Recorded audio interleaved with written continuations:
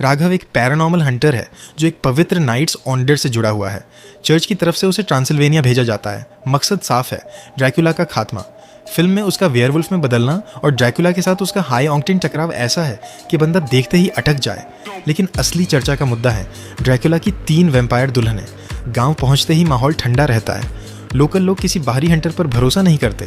Heroine Ananya को भी लगता है कि इतनी सी ट्रेनिंग से ड्रैकुला जैसे राक्षस को मार पाना आसान नहीं। उसी दिन संयोग से बलि का दिन पड़ता है। तीनों दुल्हनें शिकार पर निकलती हैं ताकि अपने पति के लिए खुराक जुटा सकें। राघव भी मौका देखकर अपने नए हथियार टेस्ट करता है। गांव वाले जान बचाकर भागते हैं और मैदान में अकेला वहीं डटा रहता है। तीनों में सबसे छोटी वीरा अभी अपनी ताकत संभालना नहीं सीख पाई होती। इसी चक्कर में क्रॉसबो के तीर से घायल हो जाती है। इधर घर के अंदर छुपी अनन्या की आमने सामने टक्कर दूसरी दुल्हन ऐरा से हो जाती है। यहीं असली राज खुलता है। ये बलि सिर्फ इंसानों को पकड़ने के लिए नहीं है। ड्रैकुला की नज़र अनन्या पर टिक चुकी है और वह उसे अपनी चौथी दुल्हन बनाना चाहता है।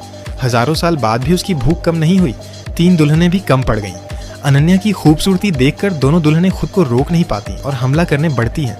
उधर बाहर वीरा अचानक पलटवार करती है और राघव को दूर उछाल देती है। नॉर्मल तीर उस पर बेअसर हो चुके हैं। वैम्पायर की हीलिंग पावर इतनी तेज़ है कि कुछ ही सेकंड में सब ठीक। अब साफ है उसे मारने का एक ही तरीका है, पवित्र अवशेष। राघव ज़रा भी टाइम वेस्ट नहीं करता। अब गेम सिर्फ स्पीड का है। वह क्रॉसबो लेकर चर्च की तरफ दौड़ता है। घर के अंदर दोनों वैम्पायर अपनी असली शक्ल दिखा देती हैं और अनन्या को मारने ही वाली होती है। और ठीक उसी निर्णायक पल में वह चर्च पहुंचता है, तीरों को पवित्र जल में डुबोता है और बिना एक पल सोचे वीरा पर सीधा फायर कर देता है।